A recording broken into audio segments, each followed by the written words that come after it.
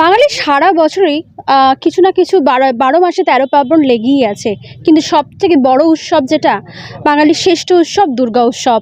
সেই দুর্গা উৎসবের কাউন্টডাউন শুরু হয়ে যায় রথ মিটে যাওয়ার রথের সাথে সাথেই রথ মিটে যাওয়ার সাথে সাথেই এই শারদীয় দুর্গা উৎসবের কাউন্টডাউন শুরু হয়ে যায়। তারপরেই প্রতিটা জায়গায় দেখা যায় একেবারেই খুঁটি পুজো থেকে শুরু হয়ে যায় তাদের কাউন্টডাউন।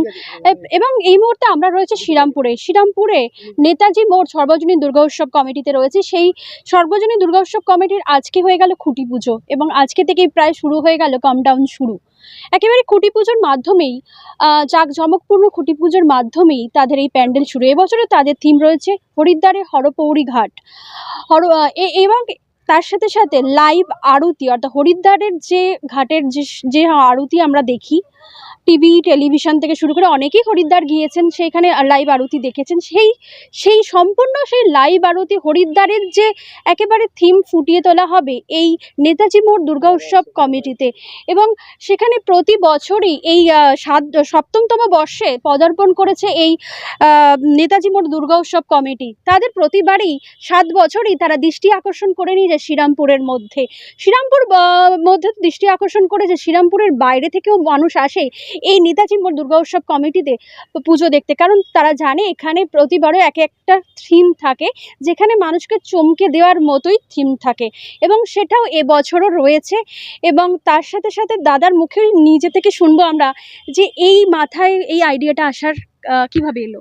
সবটাই আমাদের যারা দর্শকবৃন্দ আছে এবং পুজো কমিটির আমাদের যারা সদস্যরা আছে আমরা সবাই মিলে বসে ঠিক করি। এবছরও আজকে আমাদের খুঁটি পুজো হয়ে গেল।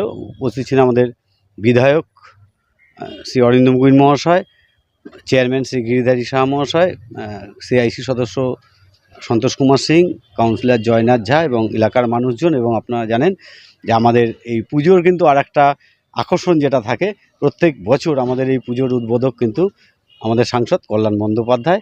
এবারও ওনার হাত ধরেই আমাদের এই পুজোর শুভ সূচনা হবে। প্রতিমা কোথাকার? আমরা প্রতিমা আমাদের শ্রীরামপুরে, আমরা এর আগে আমরা বাঁশবেড়িয়া থেকে নিয়ে আসতাম বা আমরা কাছাপাড়া থেকেও নিয়ে এসেছি, কিন্তু গত বছর থেকে আমরা শ্রীরামপুরে আমাদের পটুয়াপাড়ায় সুজিত বলে আছে, আমাদের খুব ভালো ঠাকুর বানায়, আমরা তাকে দিয়ে ঠাকুর এবারও বানাচ্ছি। ঠাকুরের মধ্যেও কিন্তু একটা আমরা বলছি চমক থাকবে এবং মানুষ বলছি খুব এনজয় করবে এবারে পুজো। মায়ের কাছে যা মানুষের প্রার্থনা আছে মায়ের কাছে মন খুলে করতে পারবে। সবাই পুজোয় হৈ হৈ করে আনন্দ করুক।